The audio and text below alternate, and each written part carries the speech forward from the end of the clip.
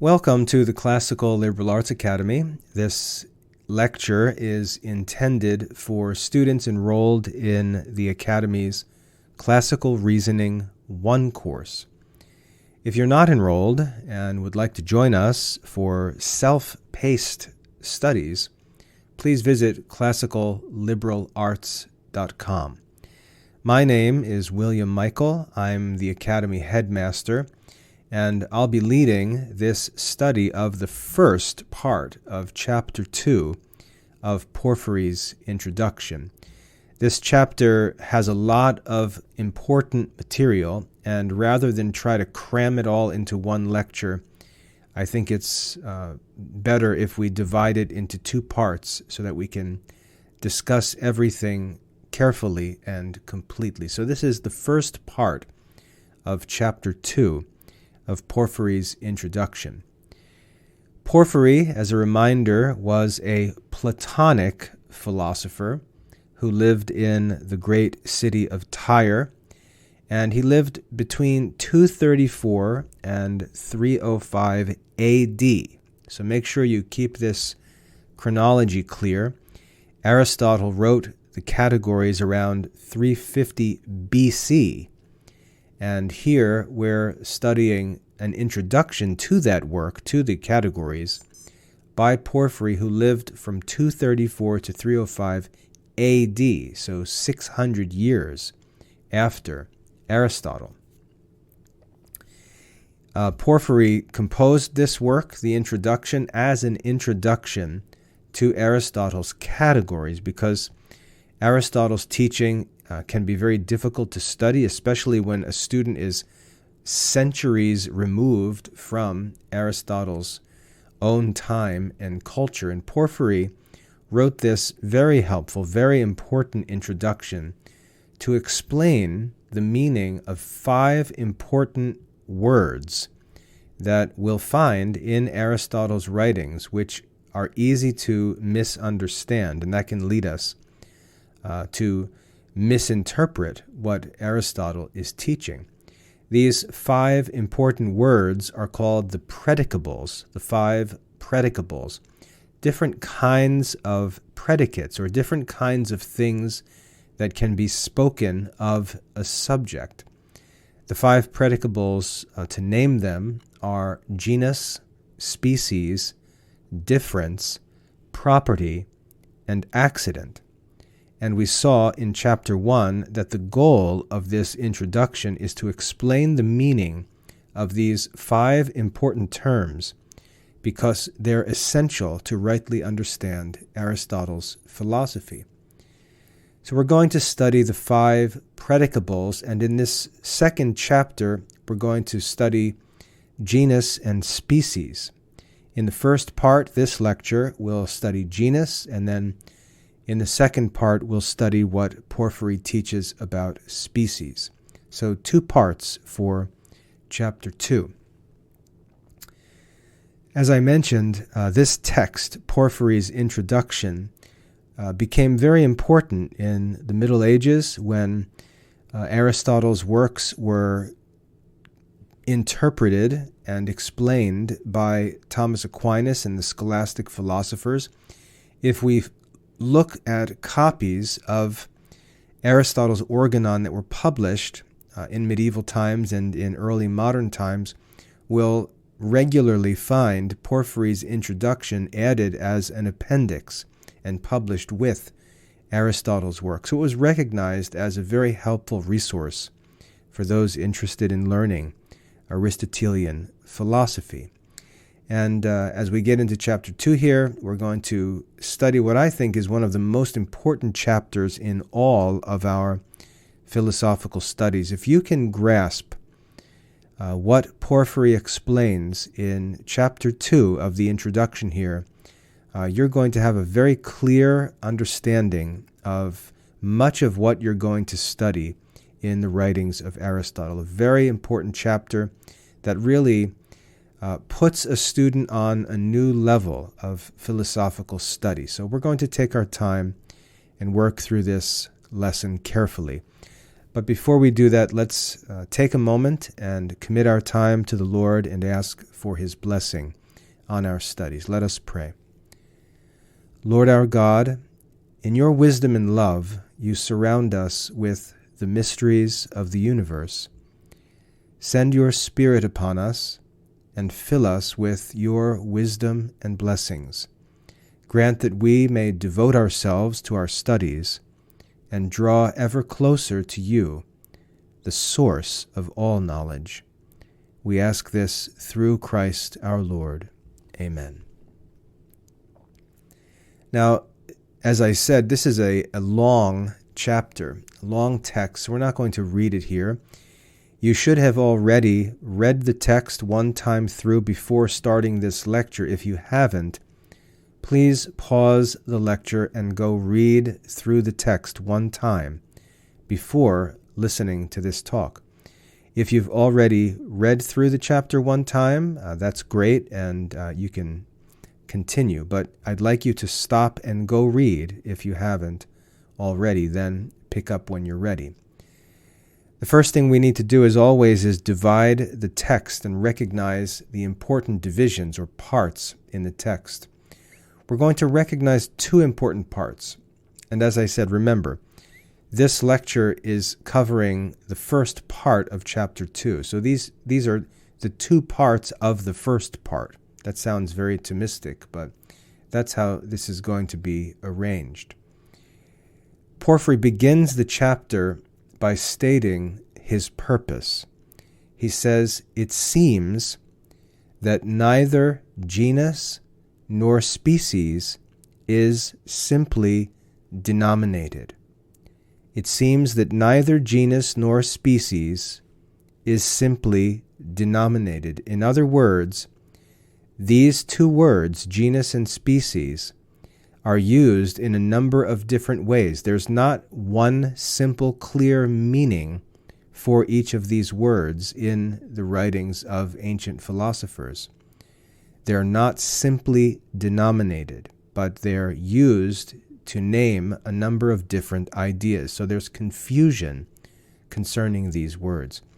His goal is to show that these two words, genus and species, have multiple meanings and to establish their proper philosophical definition. So we're going to learn what the proper meaning of each of these words is for the study of Aristotelian philosophy.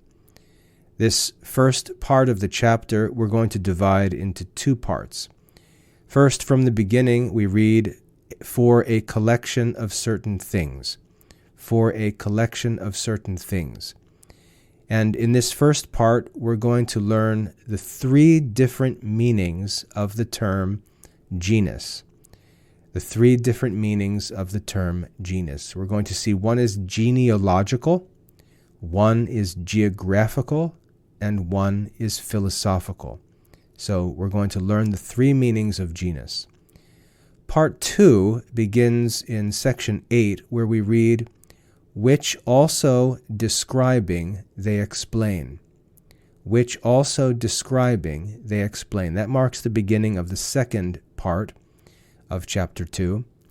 And here we're going to really examine the philosophical definition of genus, and we're going to compare and contrast it with the other predicables. We're going to talk about how it's like species and difference, property and accident, and how it's different from those other predicables. So we can learn this method of clarification that Porphyry uses. First, he establishes a definition, and then he compares to show how this idea is like other similar ideas, but then to show how it differs from them. That's how he accomplishes this work of clarifying the meaning of these 5 predicables. So that's our goal here in this first part of chapter 2. So having divided the text into those 2 parts and sort of prepared for our lecture here, let's go ahead and begin walking through the interpretation of the content of this lesson. So part 1, the 3 meanings of genus, and you should mark these in the text when you study. Porphyry writes, quote, "It seems indeed that neither genus nor species is simply denominated." He begins by noting, as I said, that the words genus and species are not used in just one simple way. This word denominated that he uses means named or called. And remember, the way that Aristotelian philosophers, the way that ancient philosophers thought about objects, ideas, and words is very important. Objects that exist outside the mind are the reality. They are the primary substances, to use Aristotle's term. They're the reality. Our minds, if we think of it almost as a camera, record an image of things that exist outside the mind, things that we can perceive, and things that we're also conscious of. So sometimes things that are not outside the mind. So we have these ideas of things either conceived of by the mind or existing outside the mind. And our minds are like files on a computer containing lots of stored images and videos and sounds and other perceived ideas. So we've got objects outside the mind, objects within the mind, and then we've got the ideas or the records, the signs of those different things. So we've got objects, ideas, and then spoken words are signs or symbols of those ideas. So we've got these 3 things: objects, ideas, and spoken words. We can also add a 4th, written words, which are symbols of spoken words. So objects, ideas, spoken words, and written words. That's how Aristotle teaches about these different things. So when we talk about ideas and words and objects, it's important to understand this way of looking at things. So we're talking about ideas and words here, because when we talk about logic, it's not just ideas. This is the study of rational philosophy. It's the study of reasoning. But it's not just ideas, because it's impossible for us to think or speak about anything without using words. So logic is not just something that takes place in the mind. It also involves speech. And we're talking about spoken things, signs of ideas. So when he says denominated, he means we name something. So when we use the name, when we use the spoken word, genus, the problem is that word is used as a sign for a number of different ideas. The word or name, genus, is used as a symbol for a number of different ideas. The same thing is true of species. The word species is used as a symbol for a number of different ideas, and that leads to confusion, because we can use the same words, but we use them to signify different ideas. So we've got to clarify, and that's why it's always important to define terms, to identify the ideas that are being represented by the words that we use, and make sure that others whom we're communicating with agree to use the words to represent those same ideas. So denominated means named or called. Genus and species are not simply denominated. They're not used in a simple way to represent just one idea each, but they're used to represent a number of different ideas. The words have multiple meanings, and we need to be careful to understand which meaning is intended when we read the writings of Aristotle.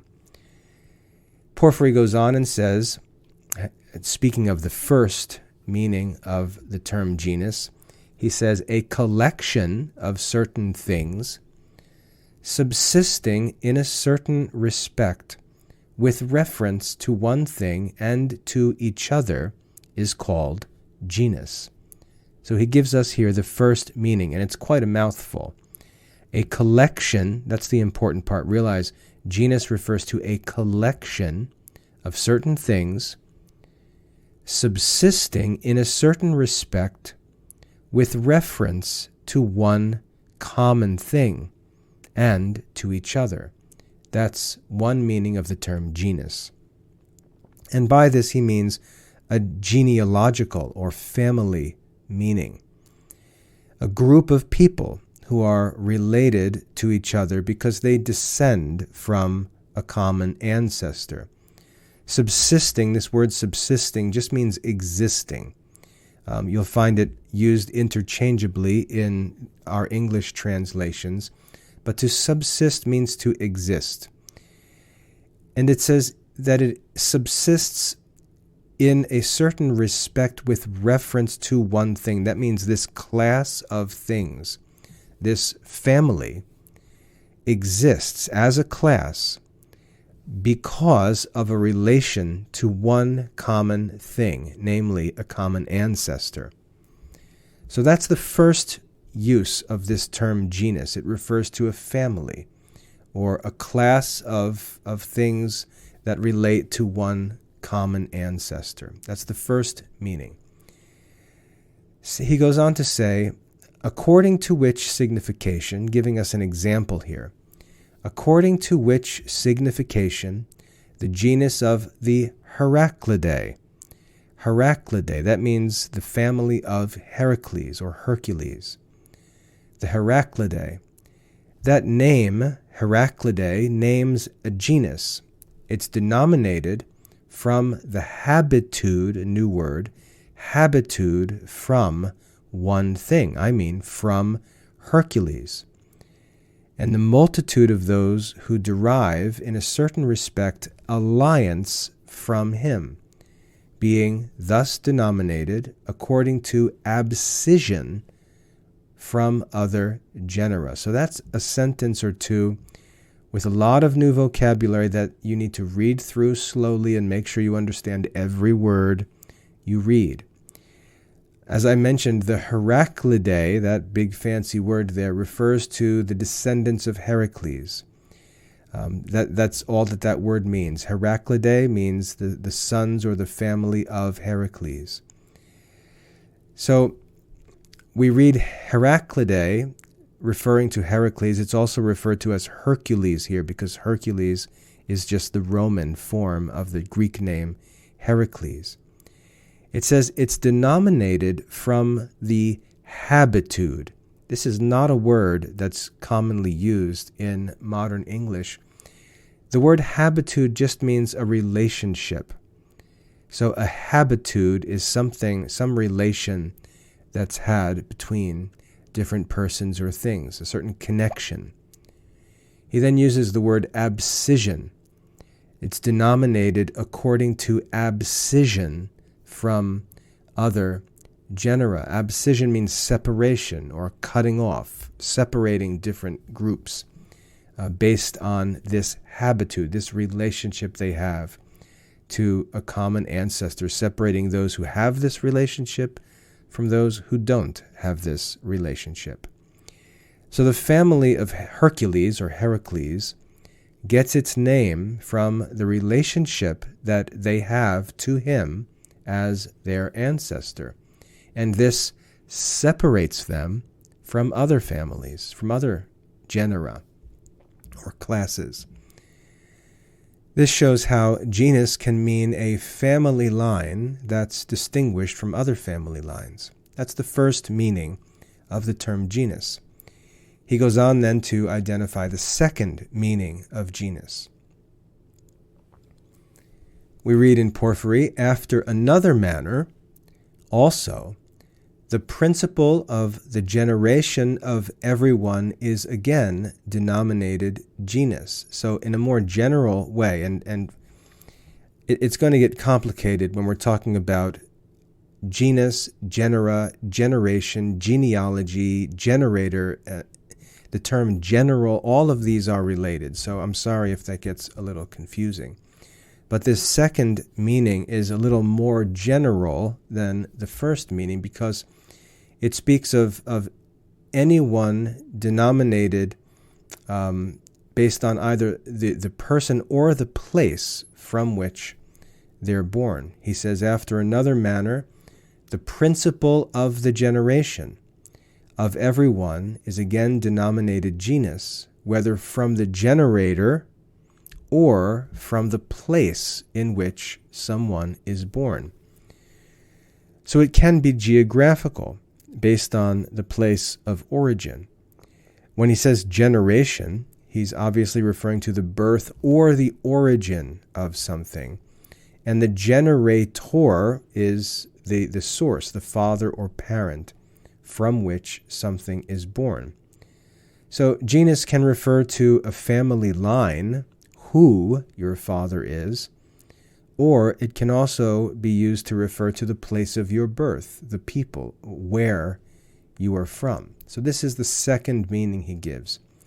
And then he goes on to provide another example, as he did before. He says, quote, hence, we say that Orestes derived his genus from Tantalus, but Hyllus derived his genus from Hercules.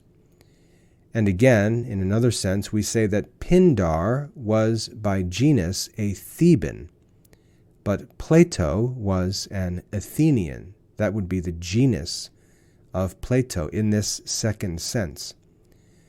So these are examples from Greek history and mythology. Orestes and Hyllus are identified by their family lines. Orestes traces his ancestry back to Tantalus, and Hyllus traces his ancestry back to Hercules. This identifies their genus.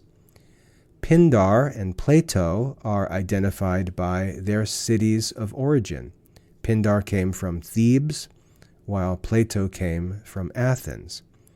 So again, this second usage of the term genus shows both ways that genus can be used to indicate someone's background or origin.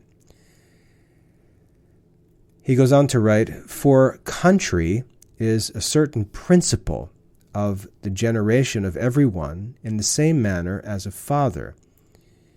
So he explains that both your father and your country of birth serve as sources of your origins, or sources of your identity, the origin of your identity. Both of those, both your father and your country or place of origin, give you a certain nature or character.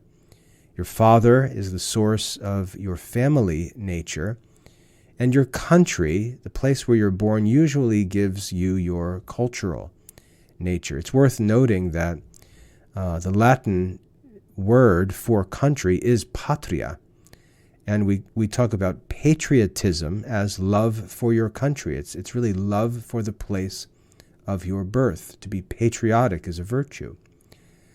So these are the first two meanings of the term genus. Porphyry goes on to say, this signification appears to be one that is most easily adopted. This signification appears to be one that may be easily adopted. The genealogical meaning seems to be the most natural or obvious meaning of the term genus, because it follows from the basic idea of generation and family relationships. People naturally think of genus in terms of family lines, because that's how we experience relationships in everyday life. We think of ourselves simply and naturally according to these relationships to our birth and to our ancestors. Those who are called Heraclidae, Porphyry writes, derive their origin from the genus of Hercules. The Cecropidae, who derive their genus from Cecrops, and also those who have an affinity or relationship to these. So he gives us more examples of genealogical genus. The Cecropidae were descendants of Cecrops, who was a legendary king of Athens. Just to clarify, Cecropidae, we already talked about Heraclidae, so you should know what that means now. Cecropidae, right? The descendants of Cecrops. He uses the word affinity. He says, also those who have an affinity to these. Affinity, as I mentioned, just means relationship or connection. You can see how that's almost a synonym for habitude. So the term genus, the point he's making is that genus includes not just direct descendants, but also those who are related by marriage or adoption or possess any kind of relation to that principle or origin of the genus. He says, quote, the first genus is denominated that whence the principle of the generation of anyone is derived. But afterwards, the multitude of those who originate from one principle, as for instance from Hercules, which genus defining and separating from others, we call the whole collected multitude the genus of the Heraclidae. So again, he's just clarifying there that genus can refer to the original ancestor or to the whole group of his descendants. The genus is both the source and the collection of those who come from that source. So all of that is to give us the first two meanings or two uses of the term genus. And that brings us to the important part of the lesson where we finally move on to the third meaning of genus, which is going to be the philosophical meaning, the one that we're actually going to make use of as we study Aristotle's reasoning. He says, quote, again, after another manner, genus is denominated that to which species is subjected, being thus called perhaps according to the similitude of these. Again, difficult language, I know, to read through, but once you get used to the language, learn the meaning of the terms, it's just going to become normal, so be patient. Genus is denominated that to which species is subjected, being thus called according to the similitude of these. So here he introduces, Porphyry that is, introduces the third meaning, the philosophical meaning, the one that we're actually interested in. When he says that species is subjected to genus, the word subjected means placed under, and that can be confusing in this chapter. Subjected means placed under. And we're actually going to study later in this chapter exactly what he means by this. But the basic idea, just to give you an introduction so you understand the meaning of this line, to be placed under assumes that we understand that there's a certain kind of logical hierarchy that exists in Aristotle's teaching.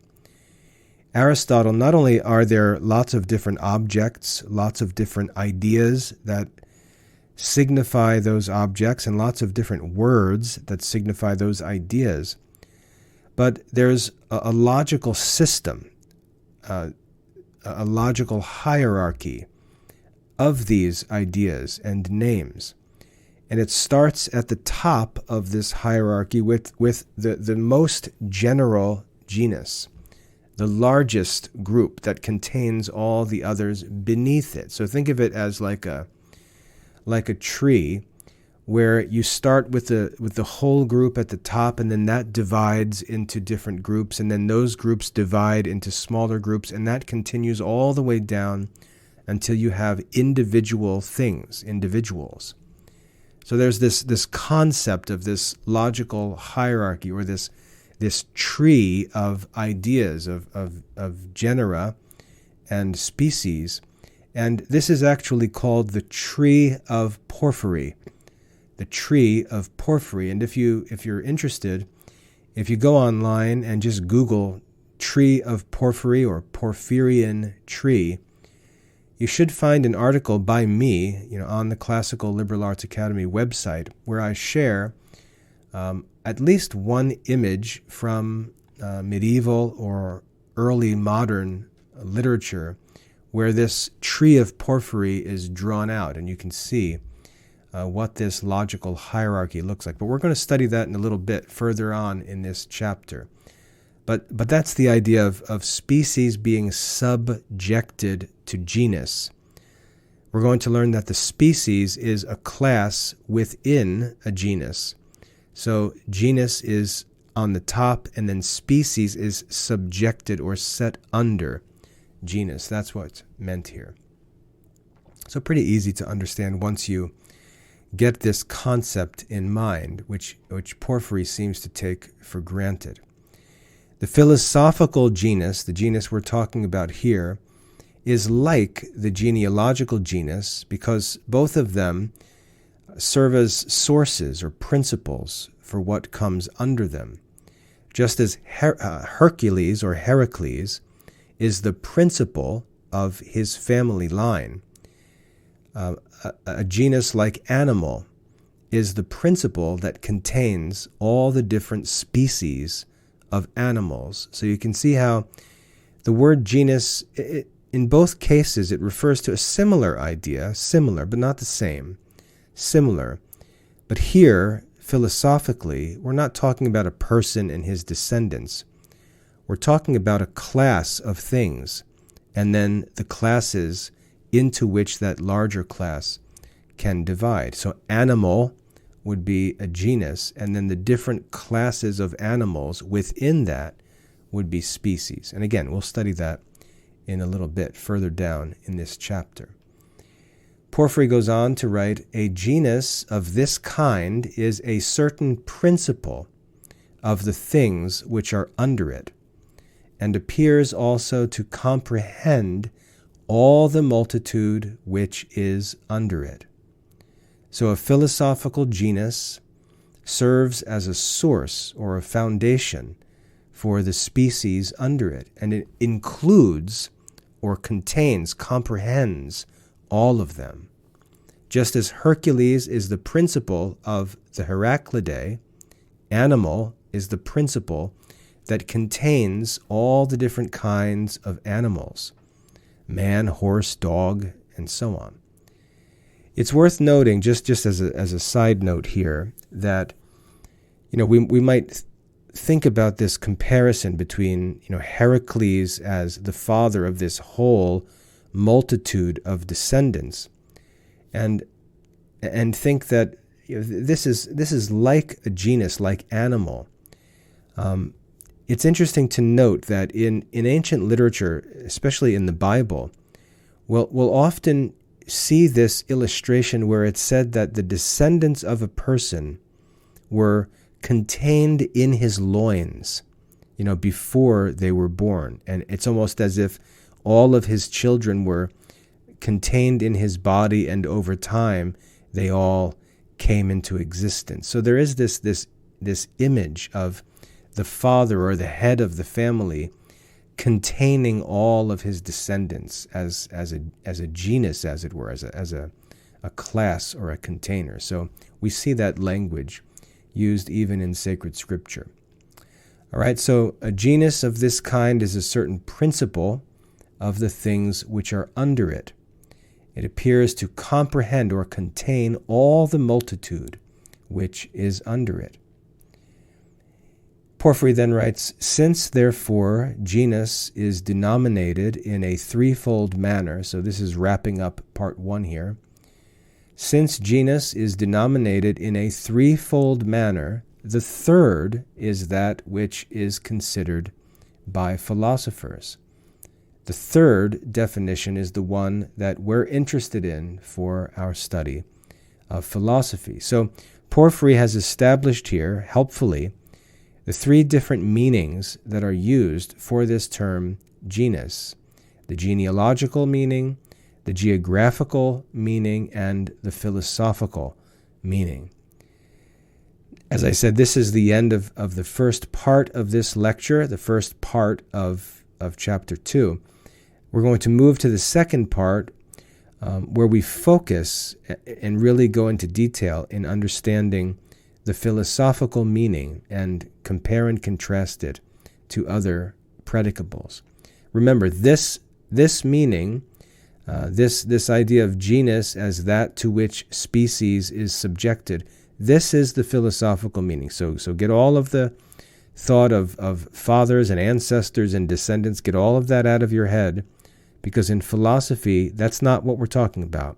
When we say genus, we're talking about this logical hierarchy, classes of ideas. And that's what we're going to focus on as we continue in this chapter. So Porphyry goes on,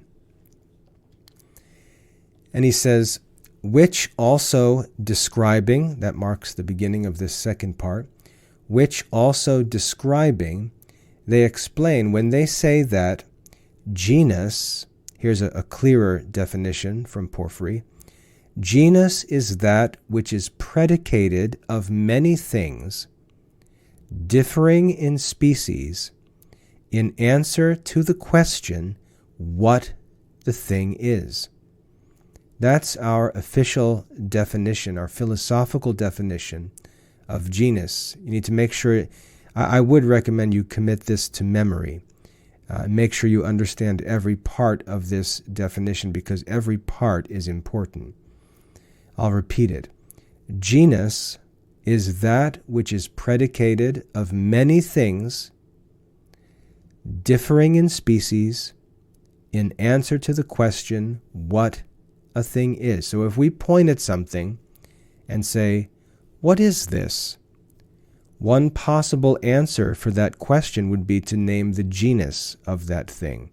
So for example, if I pointed to a man and I said, what is this? We could answer and say, this is a man, or this is an animal.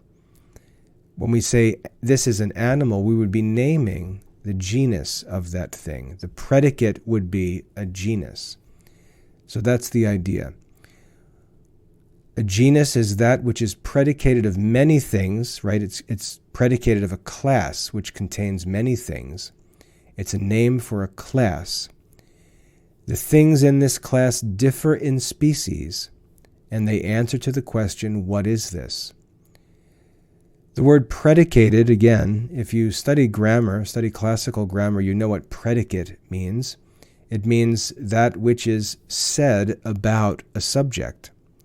So again, if I say, what is this? And I say, this is an animal, the subject is this, whatever it is that we're looking at or pointing to. That's the subject. And then is an animal is what is predicated or said about the subject. So predicated means asserted of or spoken of or attributed to. A genus is something that can be said of or predicated of many different species that it contains. When we ask the question, what is this thing? Animal can be predicated of man. What is this? This man is an animal. But animal can also be predicated of horse. We could point to a horse, say, what is this? And we can say, this is an animal. We can point to a dog, say, what is this? And someone can say, this is an animal. So the term animal can be predicated of a number of different things, of many things, which are the same in genus, but which differ in species. They all belong to the same class, but they belong to different classes within that class, within that genus. If we were to ask, what is a horse? We would begin, and this is going to be important. Remember, in chapter 1, we learned that this study is important for the formation of definitions. If we point to a horse and say, what is this? The first thing that we should identify whenever we attempt to define something, the first thing we should do is identify the genus to which it belongs. So if we pointed at a horse and said, what is this? What is a horse? Our first answer would be to name the genus. It is an animal. The genus tells us the essential nature that the different species share. So the first thing we name about something is the genus to which it belongs, the class. Porphyry goes on and says, for of things which are predicated, and that phrase right there is very important. Of things which are predicated. That's what we're talking about here. The 5 predicables genus, species, difference, peculiarity, and accident. The 5 predicables are, quote, things which are predicated. That's what we're talking about. So Porphyry writes, of things which are predicated, the predicables, some are predicated of one thing only. Now, if we think about those 5 predicables, genus, species, difference, peculiarity, and accident, none of them, we'll see, are predicated of one thing only. So what in the world is Porphyry talking about here? Well, he's talking about another kind of predicate, which is individuals. He says, some are predicated of one thing only, as individuals. And then he gives us an example. He says, as, for instance, Socrates. So the individual man, Socrates, that one man, Socrates. Myself, I would be William Michael. That would be the name for this one man. That's the name of an individual. So if someone pointed at me and said, who is that? The answer would be, that is William Michael. That would be a predicate. That's an individual. It doesn't name a class.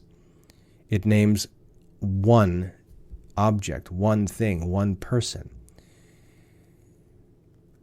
So of things which are predicated, some are predicated of one thing only, individuals or proper names, as for instance, Socrates, or this man, as if you were pointing at one man and you named him this man, or that thing, if you pointed at an individual thing, an individual actual thing, and said, what is that thing? You would be naming an individual. Some terms, just to clarify this, can only be applied to one particular thing. It's worth noting that in grammar, when we name an individual, we often put the first letter of that name in the uppercase.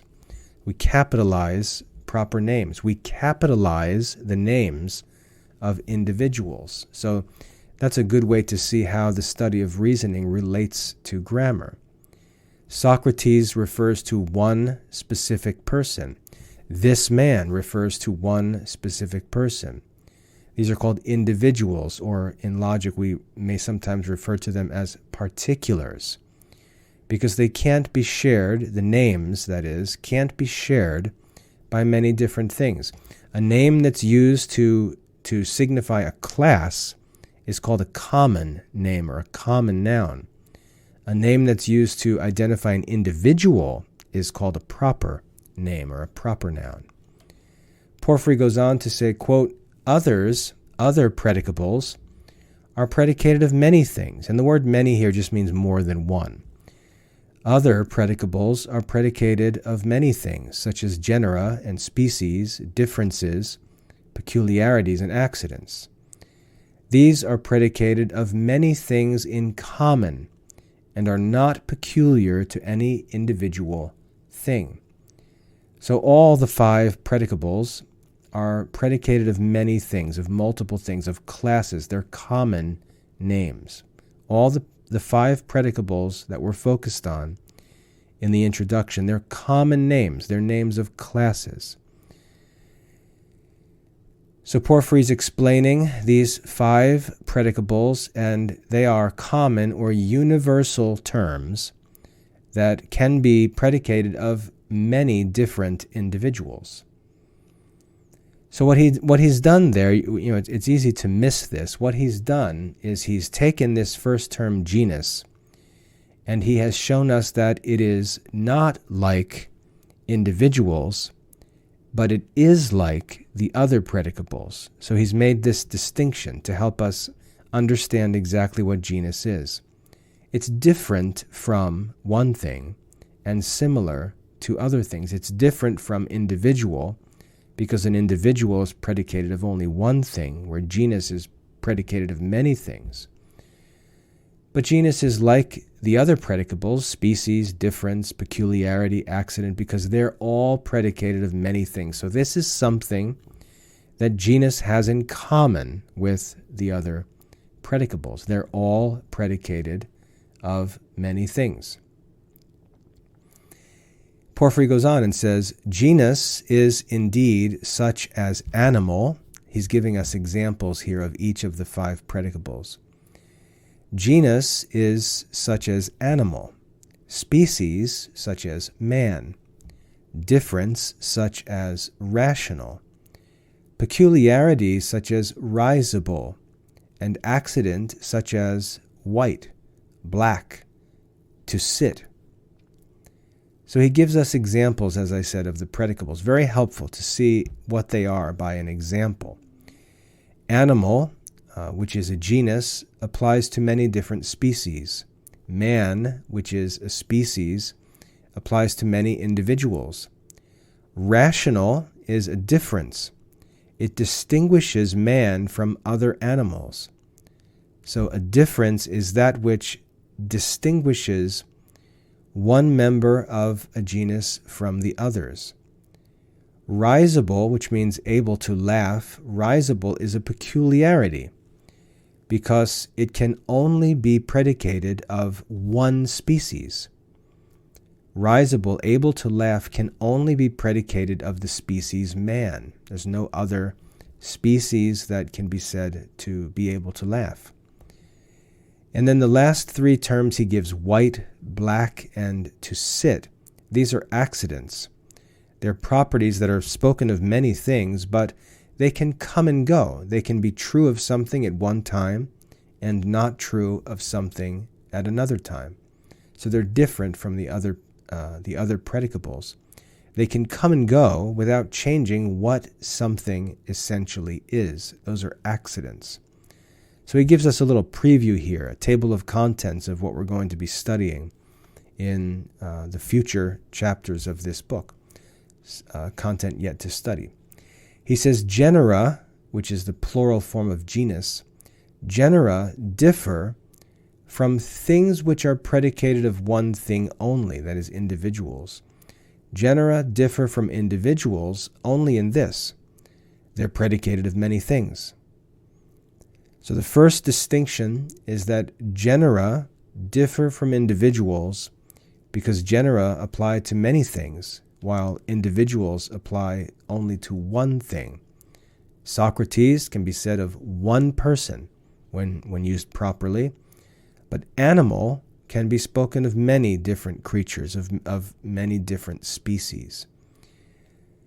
Porphyry goes on to write, genera differ from those which are predicated of many things, and in the first place from species. So here's how genus and species differ.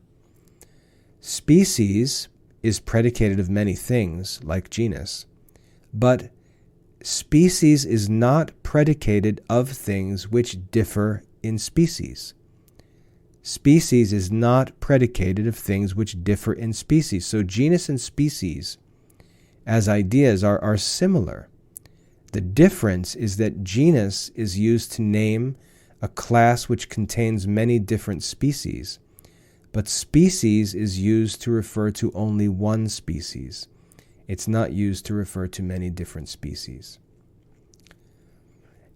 He then says, species are predicated of many things, but not of things differing in species, but in number. And this sometimes confuses students. What does it mean, but differing in number? Well, if we've got a bunch of individuals, they don't differ in species. They all belong to the same species. They differ in number, and what that means is we have a number of individuals. Socrates is different from Plato in number. Socrates is person or man number 1. Plato is man number 2. Aristotle would be man number 3. They differ in number, but they don't differ in species. So species are predicated of many things which differ in number. Genus is predicated of many things which differ in species. So that gives us a distinction between genus and species.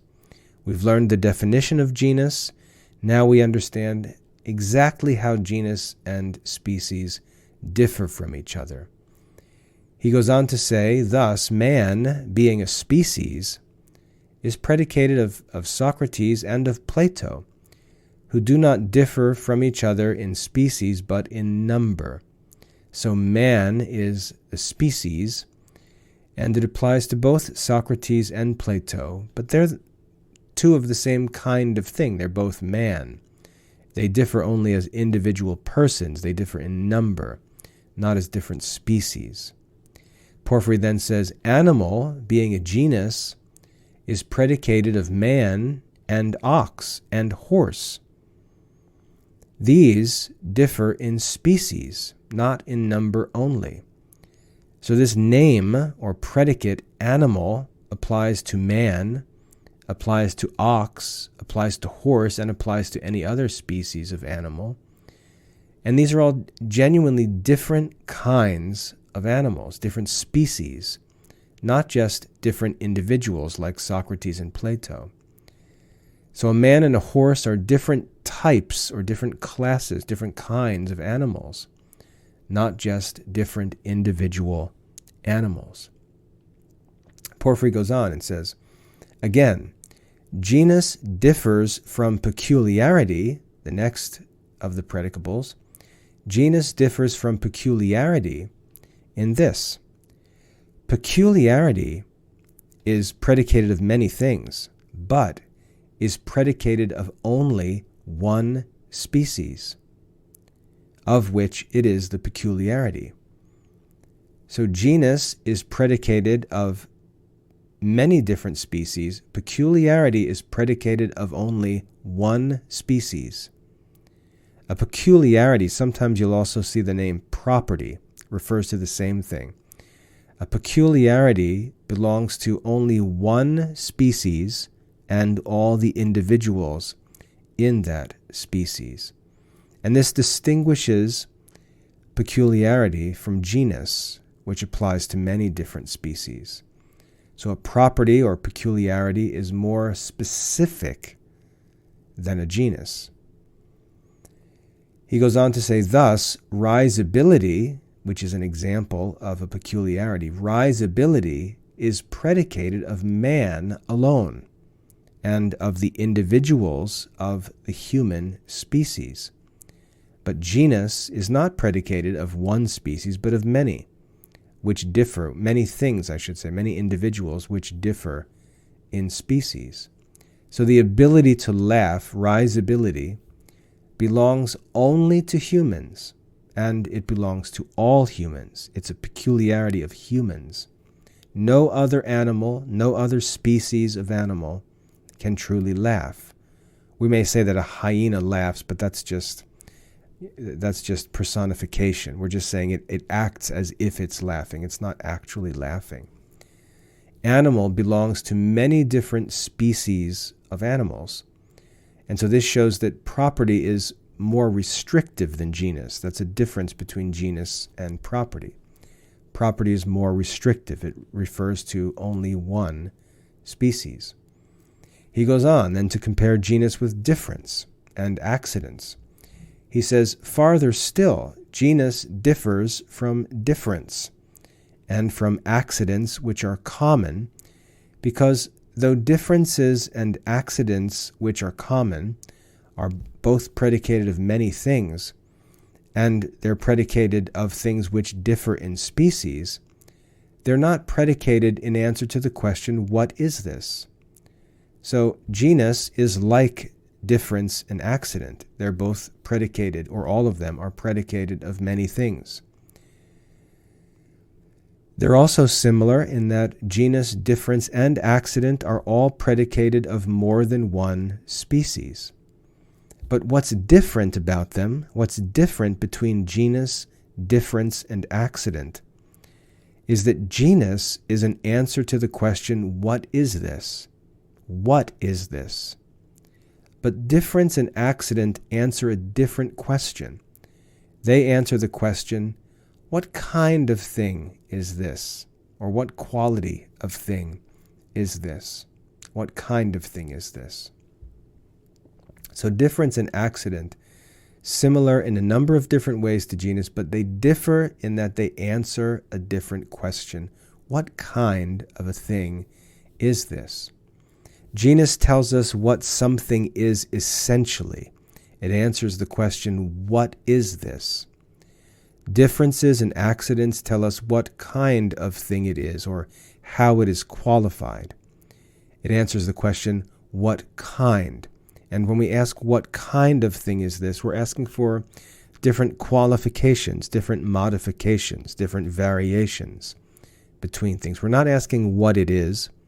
We're asking what kind of a thing is this? And we can answer that in many different ways. Porphyry goes on and says, certain persons inquiring what that is, of which these things are predicated, we answer that it is genus. When someone asks us, what is this? We answer with a genus. We do not answer that it is differences or accidents. He goes on and says, when anyone asks what kind of a thing man is, we can say that man is a rational being. In answer to the question, what kind of a thing is a crow, we can say that a crow is a black thing. These are examples that show us how differences and accidents answer the different question, what kind, rather than what is this, what kind. Rational, which is a difference, tells us what kind of animal man is. It distinguishes man from all other animals. Black tells us what kind of a bird a crow is. It describes an accidental property of a crow. Porphyry writes, rational is difference, but black is accident. When we ask, what is man? We answer, man is an animal. Animal is the genus of man. He then goes on and says, hence, because genus is predicated of many things, it is separated from individuals, which are predicated of one thing only. But because it's predicated of things differing in species, it's distinguished from things which are predicated as species or as peculiarities. And because it's predicated in answer to the question, what is this? It's separated from differences and from common accidents.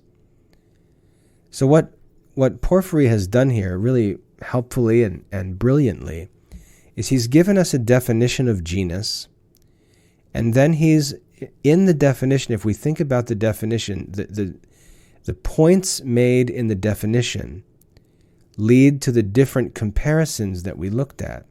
For example, he starts by saying genus is that which is predicated of many things. That distinguishes genus from individuals. He then says differing in species. That distinguishes genus from both species and peculiarity. And then his definition goes on to say, in answer to the question, what is this, to distinguish genus from differences and accidents. So that definition that he gave us of genus explains to us exactly what genus is and how it differs from all of the other predicables. That's a master definition. So it's worth, that's why I said it's worth memorizing and paying attention to the different parts because they're very significant. He goes on to finish this section. He says, the above mentioned description of the conception of genus contains nothing superfluous and nothing deficient. Nothing superfluous and nothing deficient. He concludes that his definition is complete. It's precise. How can he prove that? How can he know that his definition is complete and precise? Because it contains nothing superfluous. Nothing is said or mentioned in the definition that's not necessary. And it contains nothing deficient. That means it doesn't lack anything, but it covers everything. The definition is complete. So this definition that he gives us of genus captures exactly what makes something a genus rather than a species or a difference, a property or an accident, even an individual. So that brings us to the end of this first part of the second chapter on genus and species. So after studying this, you should make sure that you memorize the definition of genus and that you have a clear understanding of how, or you could answer the question, how is genus like each of the other predicables, and how is genus different from each of the other predicables? You can see that when you can answer those questions, you will have a crystal clear understanding of what the philosophical meaning of genus is. Now, having gone through all that, and I know this is long, I told you there's a lot of important content in this lesson, I'd like to provide you with some memory work here. I have 8 different points that I'd like to suggest that are worth memorizing. So 8 points of memory work. Let me go through them quickly. First, genus has 3 meanings: genealogical, geographical, and philosophical. Genus has 3 meanings: genealogical, geographical, and philosophical. Second, genealogical genus refers to family lines descended from a common ancestor. Genealogical genus, the first meaning, refers to family lines descended from a common ancestor. Number 3, geographical genus refers to people from the same place or country. Geographical genus refers to people from the same place or country.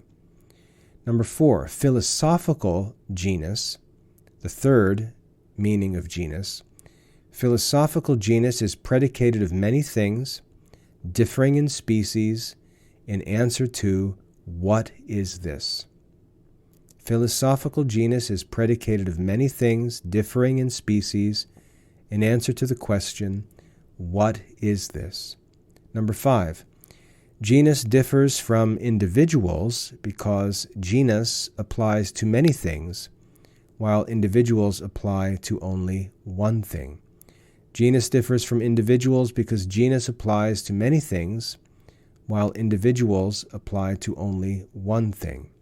Number 6, genus differs from species because genus applies to different species, while species applies to only different individuals.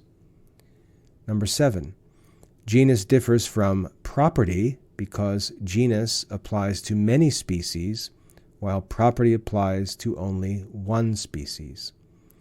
Genus differs from property because genus applies to many species, while property applies to only one species. And lastly, genus differs from difference and accident because genus answers the question, what is this?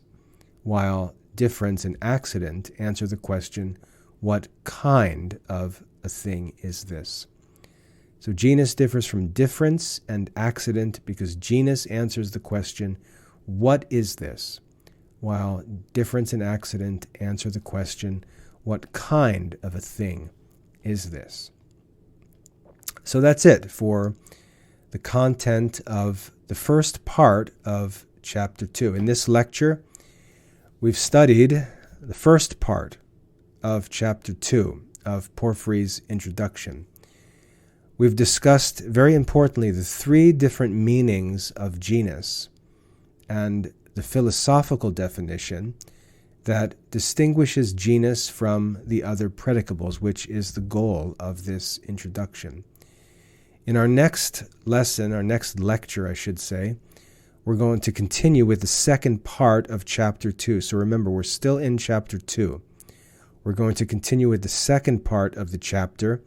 And just as we've studied the definition of genus in this chapter, or in this part, this lecture, I should say, we're going to study the definition of species in the next lecture. We're also going to study in detail this idea of the logical hierarchy, or the tree of Porphyry, that I mentioned before. We'll study that more in the second half of Chapter 2. So having gone through all of that, I hope that was helpful. Now it's time for you to reread and study the lesson for yourself. Remember that there's an article titled How to Study for Mastery which explains exactly how you should go about studying in order to master the content and be able to demonstrate your mastery. So I recommend that. So reread the lesson, study it carefully, develop your understanding, and prepare for our next lecture. If you've got any questions about the content of this lecture, if anything was not clear, or you think there's anything that I should have spoken about that I left out, please just get in touch and let me know. I'm happy to help you. You can contact me by going to classicalliberalarts.com/support, or by just writing to mail@classicalliberalarts.com. Once again, my name is William Michael. I'm the headmaster of the Classical Liberal Arts Academy, and I hope this lecture has been helpful. God bless your studies.